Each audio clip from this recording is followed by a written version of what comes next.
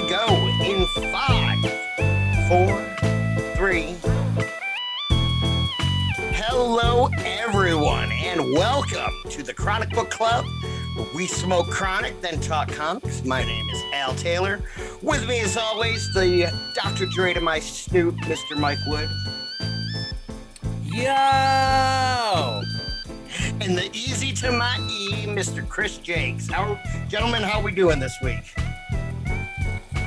Fan-fucking-tastic. Living the Lovely. high life. Now that I got Funk Farm on my side, all things are possible. Oh, the Funk Farm delivery made it all the way out today. What you smoking on, Woody? Well, I'm about to rip this fucking doobie of garbage weed, so I don't have to look at it anymore. But then I got some lovely sonic screwdriver from our homies at the Funk Farm, and some goji that's hanging out over here as well. And before I puff it, I'll pass it to the camera so y'all can see the glory. It forced me to write some music this weekend. I was so high. I was like, Sonic's one of my favorites. I love growing that strain. It had me up to like 3 a.m, just fucking like me. I love it. Sativas are my god, dude. Chris, what are you smoking, man? I'm back on that Day Wrecker steez. Smoking Day Wrecker pretty regularly. It's super chemi, super gassy. It was a Day Wrecker. Fucking wrecks me. Myself, I have a Gorilla Glue in the pen. You can hear my brother choking in the background, and that's on Aurora. So we might get another Aurora night. Who knows? But awesome. Today's episode, Chris, do you want to let everybody know who's packing up today's episode for us? Oh, you bet I do. And today's episode and the whole run of the Falcon and Winter Soldier will be sponsored by our good friends at Four River Refinery. You know, a lot of people know where to get their favorite dose of chocolate or gummies, but Four River Refinery has entered the new age, the future of consumption. Enter the drinkables.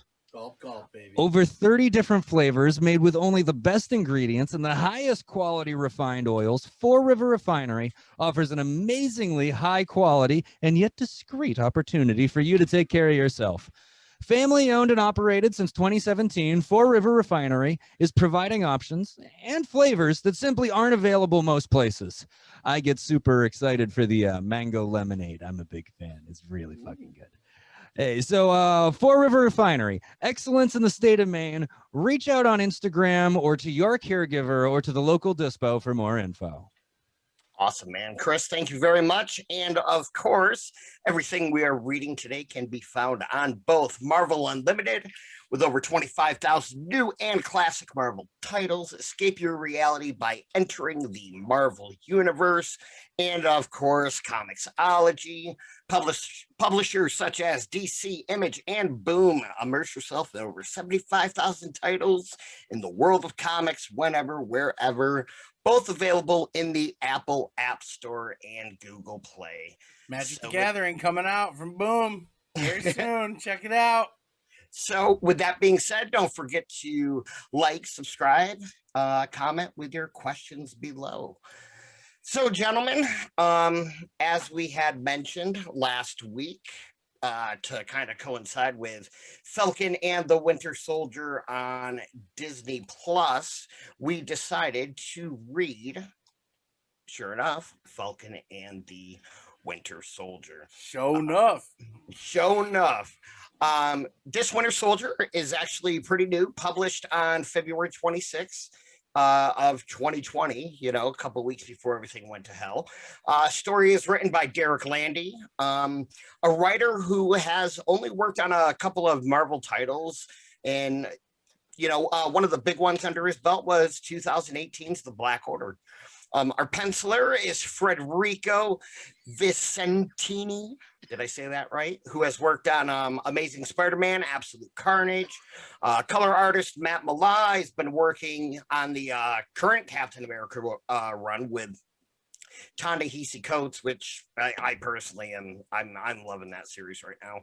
Finally, rounding out the team, we have VC's Joe Caramagna, who lent his talents to the new Iron Man series Taskmaster. and the Amazing Spider-Man. All right, They just guys. announced Coates is going to be writing the next Superman movie. Oh, oh my God, that is going to be a good Superman movie. To say Fantastic writer, huge fan. All right, guys, and now that we know our players, let's pack it up and begin. Issue number 1, the cover I thought was actually pretty cool. It's action packed, kind of gets you excited for this newest incarnation of Falcon and the Winter Soldier, and our story actually opens up in Indiana and the home of Bucky Barnes, aka the Winter Soldier. Now, I'm sure a lot of our listeners are familiar with the Winter Soldier, with Sebastian Stan and the MCU, but here's actually a really cool fact about Bucky Barnes when he actually came out. So in the early 1940s, when good for him. He did. Hey, it was a time, So you're saying I have a chance? I have a chance. We have a chance with Bucky Barnes. That metal hand, man, that's a purple grip right there. But so anyway, never mind. So anyway, Bucky in the 40s, it was actually this whole craze started where everybody needed a sidekick, and it actually DC was the one who paved the way for teenage sidekicks. Well, they always make awful decisions. So, well, when they first introduced Robin in Detective Comics number 38, most kids at the time could relate, find it exciting. I mean, who wouldn't want to be Bruce Wayne's ward? But the issues, it flew off the shelves, so other publishers followed suit. Marvel Comics, at the time known as Timely Comics, right from Captain America issue number 1, they already had Cap's young ally Bucky, created by Joe Simon and Jack Kirby.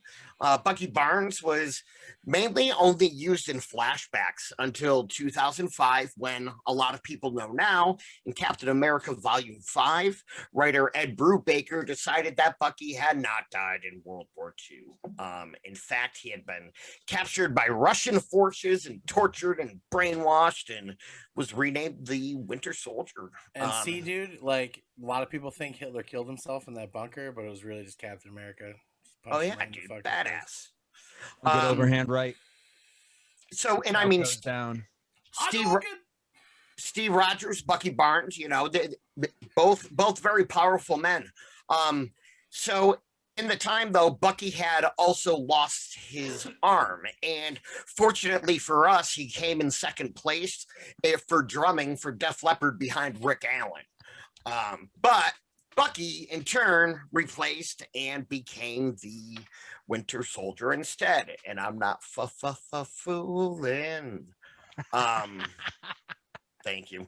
In the end, Cap tracked down Buck, helped him to regain his memories, and after Cap's death in the Death of Captain America, issue 25, Bucky takes on the Captain mantle in issue 34 of Captain America, Volume 5.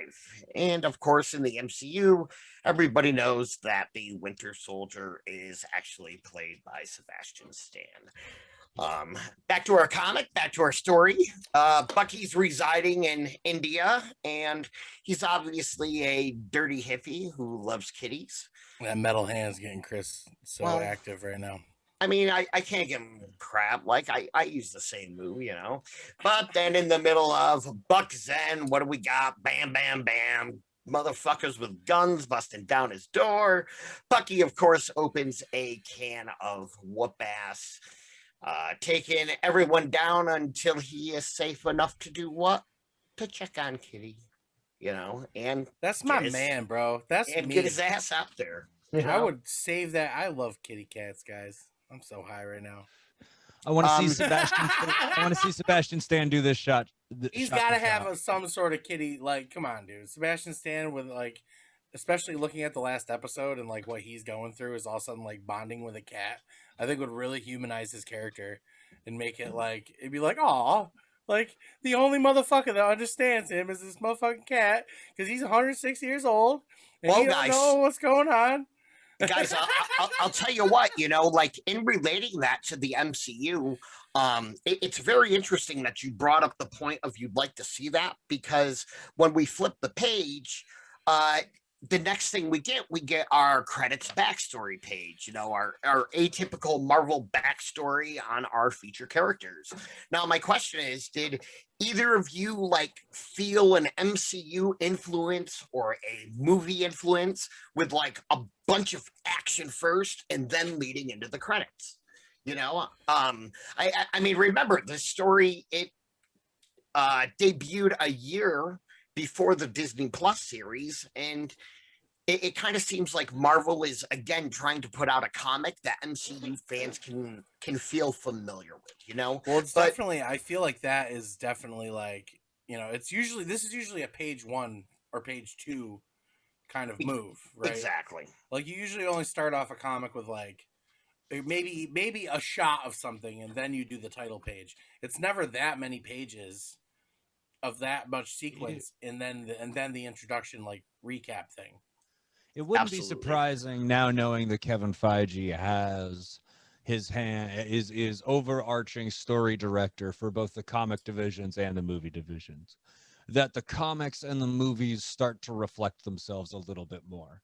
And they never, ever, ever have. So we're entering brand new territory with the comics and the movies having such similar references. Usually it's deep Easter eggs and stuff like that, and mashups of a few different storylines, like WandaVision ended up being. This definitely feels a lot like a Marvel movie, a Marvel MCU property. Absolutely. I think Kevin must be Polish because he's really good at making goulash. Oh. And as we're getting the backstory in the comics of what's going on, we have this famous last ending of both were Captain America, but that doesn't mean they always see eye to eye. And what we've seen in the Falcon and the Winter Soldier on Disney Plus is that it's going to be a very like Odd Couple. I was going to say the superhero Odd Couple, dude. Exactly, Buddy cop movie. Look, Winter Soldier, you need to put the dishes away, okay? This is the 6th time I've brought it up this week, Winter Soldier. I'm sick of this. No, I really want to see Falcon and the Winter Soldier Chips style, like both of them with mustaches. Oh my God. Buddy cop show. So, speaking of our Felix or our Oscar, depending on which one, we get introduced to the other hero of our duo topped bill comic, just Sam Wilson, aka the Falcon. Here we are in New York City, and right off the bat, MCU fans in the comics, Red Wing is actually not a drone. No. What? It's an actual Falcon. Yeah, imagine that, So my feeble mind can't handle the concept of a real Falcon now. It has to be robotic in order for me to understand it, because I am stupid. Do you know that? Well, okay, Sam Wilson just gets so fucked over that he even loses superpowers as his character becomes more popular. Yeah. Gets his own show. Now you don't have superpowers. You just fly. So I understand the whole trying to get rid of retcon in the MCU his ability to talk to birds, right? Like because how is that explained? Now in the comics he can talk to birds. Was there ever any sort of origin that made that, or he just always was like, I can talk to birds? Nope. I'll actually get into that in a little bit. All right, bring it on, dude. All right, I'm you got it. Curious because I was like, okay, this is funny. When I first saw Falcon, so. Well, and so that's the thing is in the comics and the birds, in the MCU, we have this drone, which, I've seen some people fly some drones, but this drone is like actually some shit. That's a Tony Stark drone, dude. And actually, Woody, in the comics, Sam Wilson gained the power to talk, manipulate, and earn the trust of birds after being hit with the cosmic cube by Captain's big baddie, the Red Skull. So why can't that be a thing, though? That could totally be a thing. Still got the Tesseract, which is the same fucking thing, basically. but we too stupid. But it's funny. That's the thing. It's Kevin Feige being like, or Feige, fucking Figaro. You know, I'm fucking insulted that he's like, why can't it be a real bird? I'm sorry. That's just you know what really grinds my gears. So let me tell you what. Let me tell you what grinds my gears. The reason that Sam Wilson was even around the Red Skull to begin with is because he was a Falcon trainer and he read an ad in the paper that this group was looking for a Falcon trainer for a deserted island in the Caribbean. So Sam Wilson went to this deserted island, found out that it was Captain America fighting the Red Skull. He was helping the Red Skull, and the Red Skull zapped him with the Cosmic Cube, and he became the Falcon. And when did all this happen? This actually all happened in September of 1969. That fucking outfit, yo. I love that outfit. If That they could costume somehow is work that in, lit. like, Yeah, I love You that remind in me of WandaVision. Jimmy Simplefly Snuka. And this was the first Falcon, created by Stan Lee and G. Colin, and definitely sporting a different outfit than we know today. Sam It's Wilson. so dope, dude. Sam Wilson. A little bit of Coco Beware, pure WWF right there. That's what that is. Can we get a golf clap? Can we get a golf clap for that? Costume design has gone Oh so my bad. I miss old school costume design. That's what I'm letting you know before we keep going. I'm sorry we're probably annoying the fuck out of Al, but I'm about to pack up my sonic screwdriver. Here she blows. If you can No. see it. I don't know. I'm all weird about it. Anyway. Thanks, Funk Farm. Helping you heal at home. All right, continue. I'm sorry. I'm a piece of shit. Move It's on. okay. Actually, guys, all I was going to mention is that Sam Wilson became the very first African American superhero in a mainstream comic book. How do you feel now, asshole? That's right. Thanks for laughing, assholes. dude. At his costume. Not his awesomeness. No, so that's what I was gonna say too, is that like WandaVision, I loved when they did the whole like, because that's what happened in the whole MCU, right? They're like, we need to modernize everything. So it's like, and I get it, trust me, I get it. It's not, they need to like make it a little more realistic. But like, I loved that they did a hint to it where they were like, here's her fucking crown, you know, and like, Quicksilver's outfit, Vision's outfit was all awesome. So I'd love it if in Falcon and Winter Soldier, he somehow ends up in something like that, even if it's just like a workout suit. And you're like, oh shit, you know. And my stoned ass immediately has like 14 questions about Isaiah Bradley and Blue Marvel, but we can get into that in a whole nother video. But Deal. yeah, so Falcon was the first African American superhero. In a mainstream comic book, absolutely. Mainstream comic He's the Jackie Robinson of comics, man. And of course, in the MCU, the Falcon is portrayed by none other than Anthony Mackie, who still gives me chills to this whole day with the whole, on your left. But back to our comic. Sam is sent in to check on some government agency, and I wait really quick. I'm sorry. All I can think about is that episode of Black Mirror where he ends up like falling in love with his friend over virtual reality. You ever seen that? No. So every time I see him, has to do with anything we're talking because about? Anthony Mackie? Yeah, I just see What? him. Oh. I just see him making out with his friend every time I see his face. It's kind of weird for me. But anyway, continue. Okay. So as I was saying, you can see a stark difference right here between the MCU and the comics. We got Red Wing doing his best Scott Summers impression and fucking screaming at a lock to like make it, break. My douche beams are Give me stronger a hug, than your Al. douche Give me beams. a hug. Bring it in. That's why he got so mad I cut him off, because he knew that was coming. And he was just waiting. He's like, son of a bitch. I've been trying to get to this douchebag fucking panel for 5 minutes now. And this fucking wook keeps showing people this weed. Well, no, look at what's the bird doing? The bird is going, yay! And what's Scott Summers doing? He's going, yay! Oh my god. So anyway, we got our board, The or we got our douchebag. bird. Sorry, we got our bird. He opens the door. Screeches at the locked door, opens it. Sam goes in, and who does he find? But Bucky Barnes himself. And after some back and forth banter, like, i.e., Buck is the trained assassin for the sleeper terrorist camps for the Office of Federal Utilities, or the O.F.U. And O.F.U. Sam was just looking for a woman who, kept coming to his vet meetings, So they're talking about the O.F.U, and O.F.U, buddy. well, so they decide to go find whoever they think is in charge. Who they think is Veronica Eden. So they're going to go track her down. And here we go again with Bucky worrying about his kitty. And it's so nice that he loves his kitty because, it talks.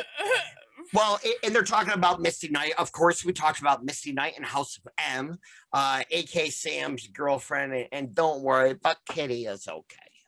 So they go to Veronica Eden's house looking for answers. They inform Veronica that everyone in the office is dead.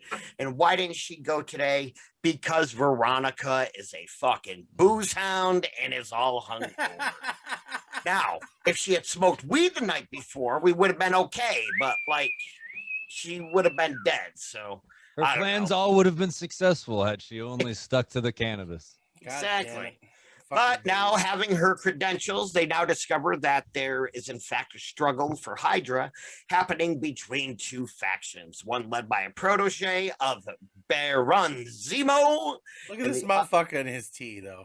And the other led by a high-ranking rival. Now, the reason it's a... Hey, Woody, do you know why it's a protege of Baron Zemo and not Zemo himself? Is because he was supposedly murdered. D-E-D, dead. In Punisher number 16. Which was actually where, Punisher took off Zemo. So Sam gets word that Zemo's protege is leaving New York today by train. And while they make their plans to drop Veronica off at the safe house, we get a surprise visitor. And who is this fucking asshole? A younger looking kid who turns out to be Falcon and Soldier's biggest fans. This kid fucking sucks. Well, at least when they held the mantle of crap. So he is, dude. He's a cocky little prick. He fucking sucks, dude. I hate him. He informs like he's gonna beat them both. Okay, in hand-to-hand combat. And here's the shit kicker: is that this little fuck actually gives them a run for their money. And it's funny because here's our first example also where you can see that odd couple play, because Sam wants to bring the kid alive to answer questions for his crime, where Bucky just wants to fucking slice his fucking throat open. Exactly, like he should have. He's a piece of shit little fuckface. So Jesus, of course, Woody. I fucking hate this guy. Did he call himself a prodigy? Good. Did he call himself a prodigy? No. The Natural. Are you sure? No, they call me the Natural. But wasn't he like, I'm a prodigy or some shit? No, that's his parents gushing about him. And Zemo and all that. Fuck everything about this kid. Fuck him. He beats the shit out of Bucky. Honestly, Sam has never struck me as the most incredible hand-to-hand combat fighter in Marvel Comics. He's perfectly capable. He needs to be taken down a peg. He's like those cocky motherfuckers. You know what I'm saying? We're all musicians. You know who I'm talking about. And they all think they win some fucking battle of the bands or some shit, and they think that they're fucking cream of the crop, and then they gotta get fucking knocked down a peg and realize we're all just worthless pieces of shit. That's what he needs to understand. Fuck that guy. This is why you don't smoke sativa, folks. So our worthless Sonic screwdriver. So our worthless piece of shit, the Natural, okay, is having the that natural piece of shit. the natural piece of shit. He's having that inner monologue, like, oh, do I be like Captain America? What do I do? He doesn't want to kill him right there. He says, I'll give you guys another shot. Yeah, fuck you. After me. I know. And like, what the fuck? And I mean, he has to redeem himself to me, or I don't give a fuck. And look away. He's got some big villain qualities. I could like him as a villain. Fuck him. Well, and there we go. So that's the end of issue 2. And Chris, my question for you, the writing, the flow, is it too confusing or? No, there's nothing confusing about it. The artwork is a little jarring. I gotta say, when I opened this book, I expected to have to read it right to left. It looked a bit manga-esque in some ways. And there's a very kind of I don't know how to say it. It's just it looks more like an MCU comic than a Marvel comic from the Marvel Comics universe. Absolutely. So that artwork took me a little getting used to, but the story's incredibly enjoyable. Sure. Now, well, yeah, dude. So like, I want to reiterate that, like, remember, like in some of our previous episodes, I've been like that glossy look. Oh, yeah, this is what comes that across. You maybe mentioned once or twice. Yeah. This is one of the, but again, story art for me. Like, if it could look like someone pooped on it, as long as it's a good story about the poop. Well, Woody. So Woody, my question for you then is, if you were to get this issue in February of 2020, would you be excitingly waiting for the next issue to come out? Do you like the writing that much? Oh yeah, dude. I think it's a very interesting story. And I think that then there was a buzz about Falcon and Winter Soldier, even though the weird shit went down with the pandemic and everything. Mm-hmm. We all knew that this was coming, so they knew that we would know that they knew that we knew, and then that we would all know. You know what I'm saying? Absolutely. So, so I think that really motivated them when they made this comic, and they knew that it would sell and stuff. But I think it's also funny that, like, it is different. I like that they weren't like, from what I've seen in the first episode, I like that it's a different story. I was going to be bummed out if it wasn't different from the show, Yeah. And so, yeah, I agree with that. I'm going to get bummed out if the stories end up mirroring each other identically. Mm-hmm. It's cool to think of the two things as like two parts of the multiverse. And I think that there will be a parallel between Baron Zemo, and like a challenge to Hydra coming back. I definitely think Hydra's going to come back in this series in some way. You do? Okay. I do. I think Hydra's coming back. And I think Baron Zemo is going to he's going to be like the new Hydra. Because remember when all those people, the fucking, when the fucking military guy gets knocked out and shit. Smag flashers. Yeah, the flag smashers. So I think that is kind of like a new Hydra scheme. He's trying to get all these people behind this new world order so he can start a new Hydra. Maybe not, telling them it's Hydra, but people know it's Hydra, Well, guys, there you go. That's our issue number 1 wrap up. What do you guys think so far? Leave a comment down below. Remember to hit like, subscribe. Do you guys agree with us, or are we just fucking stoned and have no clue what we're talking about? Woody's stoned. He's fucking. He has no idea. I'm so fucked up right now, dude. It's great. This weed is amazing. Yo, Zemo hates people with powers, and the Flag Smashers have powers. Sorry, I had to say it. Yeah, but that could be a thing, though, dude. That could it's all trickery, man. It's all fucking. Well, we're gonna have to go and find out. So let's do that by starting to get right into issue 2. Again, a pretty cool action pack cover, and again we have all the same players from issue 1 with Derek Landy leading the way. Our story starts out with the Falcon and Winter Soldier just discussing about how they got their asses kicked, and not only did they get their asses kicked, they got their asses whooped by a kid. And to top it off, drunk hungover Veronica is fucking gone. Now, as they mention, as Sam Wilson mentions, obviously if she was supposed to go to work that day and she didn't get shot and killed, and he took her alive, that there's obviously a reason. Um, a lot of these next pages and panels, guys, like really felt like just like the Odd Couple banter, and this panel right here was the panel that made me start to ask a couple questions, especially the art of Federico Vicenti. I kept asking myself, is this weird manga? Is it too digital?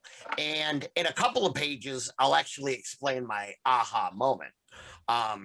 So it's funny, they reach to the train that Zemo's protege is supposed to be on, and this was funny, but poor Bucky No Fly, and as they're about to attack, he says, well, you might have metal arms, but my arms hurt. And it's like, well, yeah. I think that was pretty funny, dude.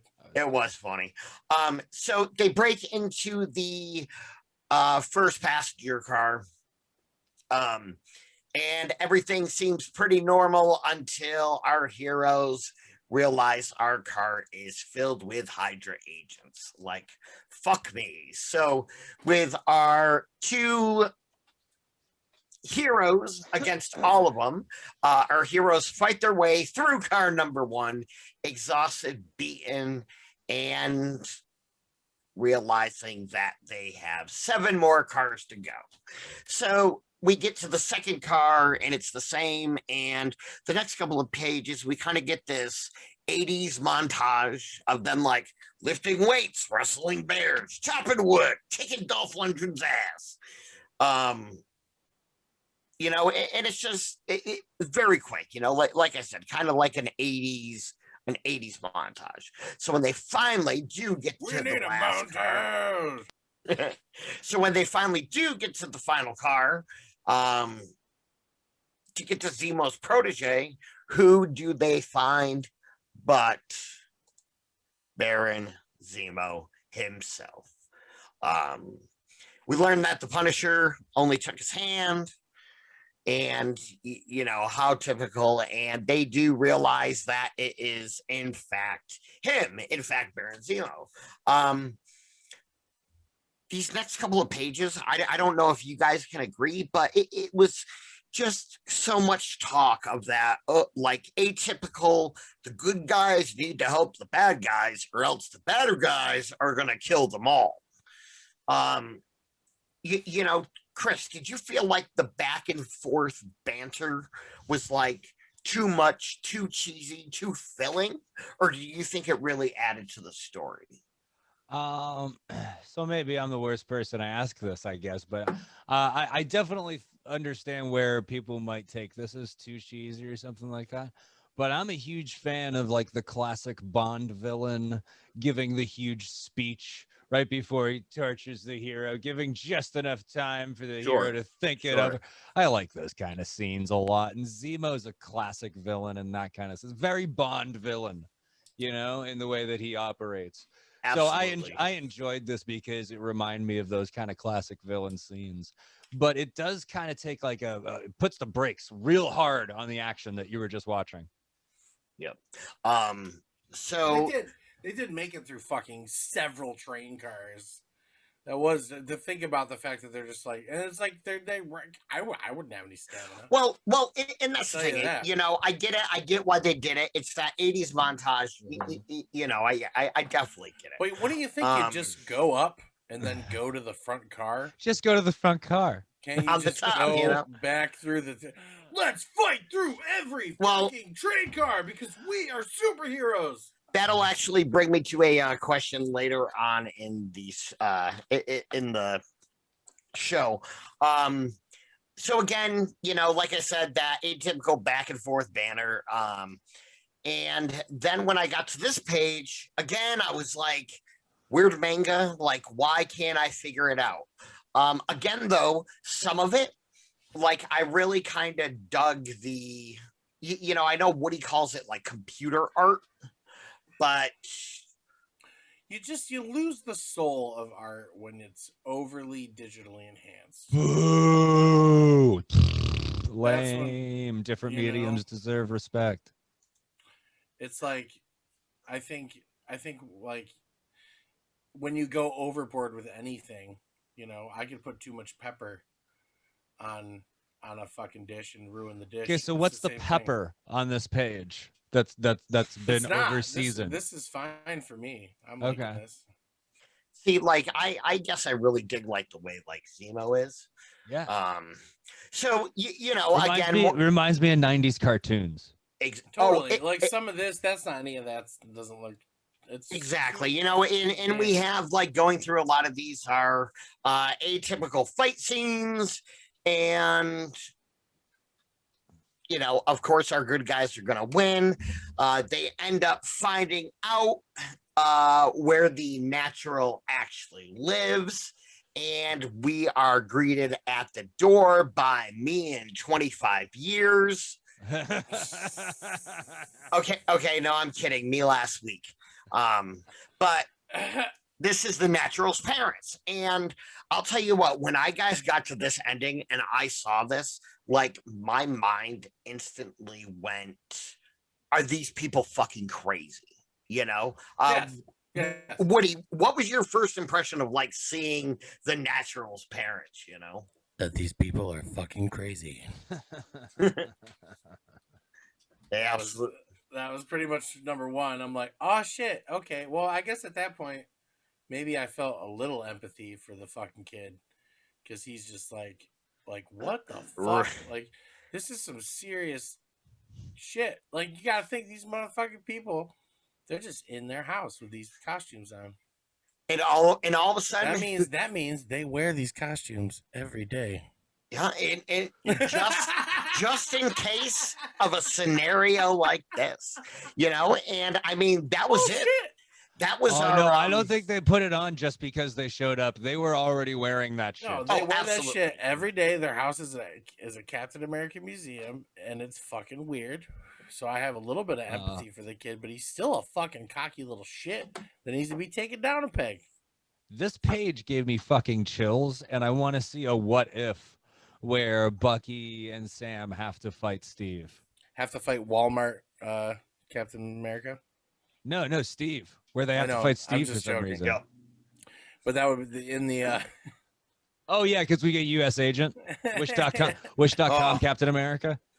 Oh man. So Agent doesn't even, he looks fucking weird, dude. Like, it's like, I mean, he's a great actor, and I think part of the thing that's I think them missizing the helmet is done on purpose.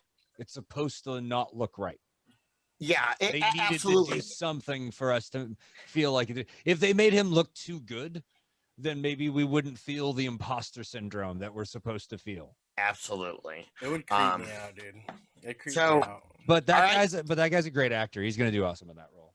He is a great actor. Awesome in Black Mirror. So mirroring earlier, we are at the end of book 2. Now we are going to head into book 3.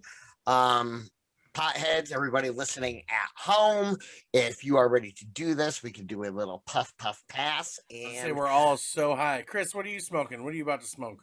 I am about to pack up a joint of Head Stash.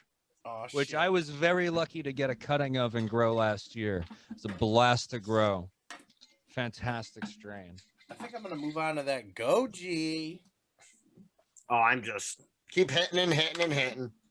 Oh, it's literally, guys, it was literally right in front of me. This episode's going great.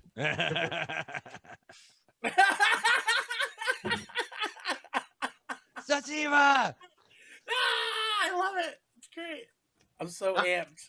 All right, so actually the creators of this next episode, we actually have all our same people. We have Derek Landy, Matt Miller, VC's Joe Caramagna, and of course Federico Vincentini, which I am still trying to figure out a little bit. So we have all the same players for book 3, and right off the bat, we get a glimpse into my dream home, at least, with like shitloads of I love Cap. Captain Oh Bear. my Oh god. my god, it's so You know they're fucking these wax soldiers, right? She's getting the vapors. She is. She's getting the vapors, and she needs to go sit in. They have Captain America sex toys. She's got a cap dildo. There's some. They got That's some America's weird shit. cock. That's America's cock. So looks like you want to have an orgasm. Well, Actually, you know what? Imagine if your they friend made a Cap, he knows a thing or two about orgasms. imagine if they made a diaphragm that was a Captain America shield. When Captain America throws his mighty shield up your pussy.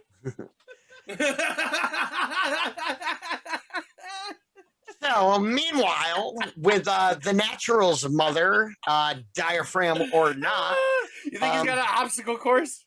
He's just like shooting diaphragms on people's pussies all day. Pew, pew, pew, pew, pew. Ooh.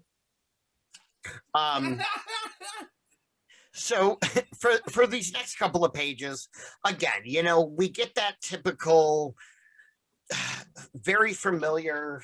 Our son is good. You know, he's not a psycho. He loves us. We love you. You know, we get, you know, your atypical thing. And then all of a sudden we get to this page. And this page right here answered two questions for me. Number one, the Natural's parents definitely role played, and like that's fucked up because they wore those costumes and role played. And the second thing that I absolutely discovered that it finally hit me was that is a motherfucking Walt Disney animated Bucky Barnes, aka Captain America. It like this picture right here finally hit it for me, where I was like, yo, this looks like a Disney. This looks like it could be a Disney movie the way it's drawn. Yeah. You know, it's just different, you know. Anywho, they find the Natural, you know, they get into another fight, and the atypical, you know, and I keep saying this, atypical, you know, back and forth banter of, you know, we're the good guys, we're You good. mean typical, Al? Al, I'm sorry, you mean typical. What did I say? Atypical. Atypical is when it's not typical. So what I am looking for is the typical pickle tickle. Your Peter Tingle. I did, as they were going through, one of the things I really did like was the kicking Hydra's ass. Oh my god! And then the OG panels. Hydra outfits. Yep. I always love when the OG Hydra outfits show up. I'm like, y'all really don't want to change that, do you? That's great. Good for you. All these years, you're still marching into the same fight, guys. Y'all look like a bunch of sick hornets. All right, everybody say. All right, everybody say hi, Disney Cap. Hi, Disney Cap. You know, and again, it was still, it just felt like so much filler. Now, I'm sure you both know what like storyboards are. Did this kind of feel like a storyboard to you? This was definitely very cinematic. I mean, I liked the joke of Sam being like, do any of you know Sally? Does anybody know Sally? You! Okay, I'm still gonna kick your ass, but I'll kick your ass less harshly if you tell me where Sally is. And at that point, it's like, okay, dude, like, nobody knows Sally. You're kind of getting kind of weird about this. I thought that was great. That was pretty entertaining. I could have, that's like a Taika Waititi bit. Yeah, it was very cinematic and like just like a funny run on it. And again, the fact that they're wearing these ridiculous costumes, it's great. Yeah, and speaking of, you know, ridiculous costumes, you know, now we have our enemy who, you know, wants to dress up like his heroes. Typical crap. Again, it feels too familiar. And remember, everybody say, hello, Disney. You say typical crap? Man, you are really hating this comic book right now. I am. I am. Wow. I'll get into it a little bit, you know, because you picked to read this. Again, well, this is so. Let me ask you a question: Are we I want to kiss this comics ass show, or I want to like find out what this comics about? No, it's totally worth being honest. I just think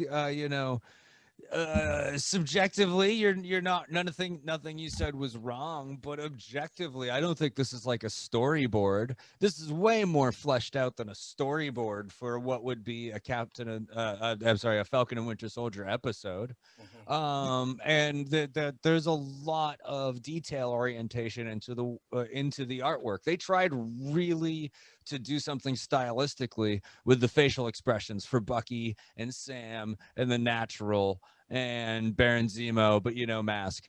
So I don't think it's fair to say that it's storyboardish. I get where you're coming off from on the Disney Cap thing, but I think that's supposed to be almost like a little meta, because he's wearing a fake costume. He's not wearing an actual Captain America costume, because the Captain America costume would be made by Tony Stark, not made of fucking Lycra. All right, but my question for you is, it just seems there is like a lot of pointless banter in between. And what MCU movie has not had just a little too much banter? We're all going to agree right there, yeah. But does it transfer over to comics? I mean, is this a good story? Like, are you hooked on this and thinking like, wow, this is such a great story? Like, do you care about this ex-vet Sam is looking for? Like, do you? You know? I don't care about her as much as I care about the Natural. I care that Sam finds the vet. No, I don't care about the vet, but I care about Sam, because Sam seems like he's losing his grip on something because he can't find this vet. And he maybe feels like a failure because he really wants to help these vets out. And he also seems to low-key think that Bucky's a piece of shit. Yeah. He keeps throwing Bucky shade about being a killer. And Bucky thinks he's a fucking Boy Scout. And I think that's a big cross. I think that's going to be one of the big crossovers to the MCU show, where we're going to be watching the MCU show and we're going to see Sam kind of judging Bucky for not being Steve, for not being as pure and perfect as Steve. Well, as we, as they're trying to do their best, we start getting to the end of issue number 3, where all of a sudden we have our big reveal at the end that Veronica, that gets with the hangover, who actually was the one who hired the Natural to do the killing. And why? Dun, dun, dun. Because she's Harley Quinn. Well, she's the one going up against Zemo for Hydra Supreme. Oh no, they figured me out. So and here's the thing is, so that this was actually kind of big news in October of 2020, because it was like a brand new Hydra character, so what is this girl going to be like? I know, Woody, you said so far, you were like, it's Harley Quinn. And is that what they're, going to try to start to play off of? Or that wasn't my joke. That was me. For one, the art style looks a little bit reminiscent of the White Knight series from DC Comics, that they just did. Their Harley Quinn looks very similar to this character's facial profile. So there's that makes me say that. Sorry if that was all too inside of a joke, but she's got the whole purple motif with the I'm a millennial villain thing going on. So there's an archetype being played to here. We're finding out how Hydra reacts to the Me Too movement. I don't know. It's a very interesting character portrayal. I don't give a shit. Her costume. This was one of the worst. Like, this was the rest of the story was cool up until this, and I was like, "You're fucking dumb." You're fucking dumb. So one of my questions for both of you then is, does this cliffhanger, if you would call it, make you want to read more? Or could you just stop here and be like, it's okay? when it was coming out, I'd probably be really pissed because I have a thing about finishing stories, even if I'm pissed off about them. There's I've watched way too many television series that dropped off in season whatever. I just kept on watching. Oh boy. But I didn't do it with Walking Dead. I'm one of the people that actually stopped watching The Walking Dead. I survived that television show. But no, I keep reading just because I liked the rest of the story up until here. And I'm really hoping Baron Zemo actually wins for Hydra because I like Baron Zemo as a villain. But there's a campiness here in the villains, and that turns me off in total. As like, there's no serious villains. Come on. Hey Woodrow, my question for you is there a certain character that you like so far, that's your favorite, that you want to find out more about? Well, I think learning more about Veronica would be, at least give her a shot. You know what I'm saying? I'm not gonna like completely. Well, this is Veronica's debut. I don't even know anything about her. That's the thing. So like, she could be dope as fuck. Yeah, I wrote her off pretty quickly. I'll admit that. So it's like, sure, show me more of that. I think the natural, because when you fucking are like, this guy's a fucking piece of shit, and then if he does things that are dope to alleviate him of his piece of shitness, that's just standard good storytelling. So he's a good protagonist, because right now I fucking hate him. I think that it's definitely that whole bait and switch run of like, you gotta root for the villain because there's another bigger, badder villain. Like, that's been done a lot. Absolutely. So I think that they really need, if they're gonna fucking go down that road, they gotta pave it in bricks, gold bricks. Gotcha. So we'll see how that goes. Now, Chris, I know that we definitely know how Woody feels about the artwork and that computer image type thing. Chris, what are your feelings on the art? Like, are you enjoying it? What's your opinion? I am enjoying it. I'll tell you what, I have a bit of a philosophy on the subject of the digital art realm, and it's the same thing that I feel about CGI. And basically, if it means that we get more content, then I can hold some art in a regard of its own and other art in a different regard. And I can enjoy both of them as long as the storytelling's great. And if that means that there's more stories being told because the artwork can be done maybe a little bit quicker in the digital formats, that's fucking awesome. So yeah, I'm on that boat too. I don't necessarily hate anything as long as there's a good storyline. Because if you got a shitty storyline and garbage art, I'll wipe my ass with your comic book. But not everything can be Born Again, Daredevil, Frank Miller, right?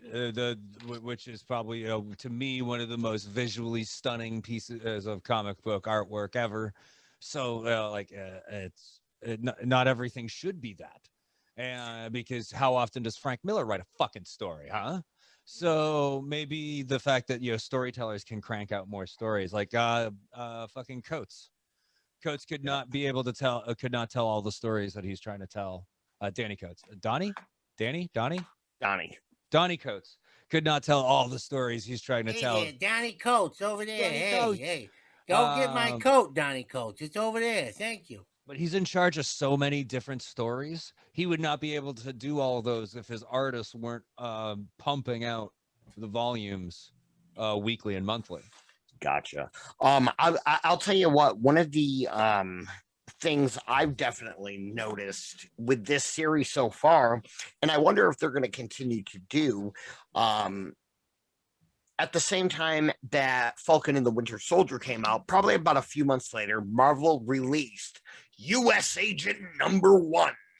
And I got probably about halfway through it, and it was definitely, Marvel's trying. They're trying to hook people in that are going to coincide with the story. And I just wonder if later on, because we have Miss Marvel coming to Disney Plus, we have Moon Knight with Oscar Isaac coming to Disney Plus. So do either of you guys think we are going to see a new story of these characters unfold in the comic book realm? Chris? You mean, do you think we could see Veronica or like the Natural in the MCU? Is that like as a hypothetical? Is that what you mean? No, what I'm saying is since the Falcon and the Winter Soldier, the comic was released before the actual show. Yeah. Do you believe Marvel is going to start releasing a Miss Marvel comic before the show comes out, or a Moon Knight comic before the show comes out, to try to get people familiar? Okay, I think that depends on property by property. There's already a really successful Moon Knight run that just finished. So they're probably going to hope people just go back and read that.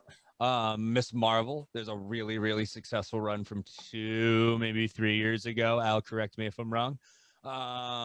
So I think those already stand on their own and they don't necessarily need to do another, but they're redoing the Eternals, which has been a long fucking time coming. So the answer to your question is yes and no. Also here's a reference point. We just got news that we might be getting a Doctor Doom Disney Plus series in a couple of years. And we just got that very successful Doom run that is going on right now, just concluding, I think. So I think you're onto something there. I just think it's probably like a 2-3 year ish gap. Absolutely. I think this close of a gap between the Falcon and Winter Soldier series and the comic run is as close of a gap as we'll end up finding, or the Eternals run is going to be super close.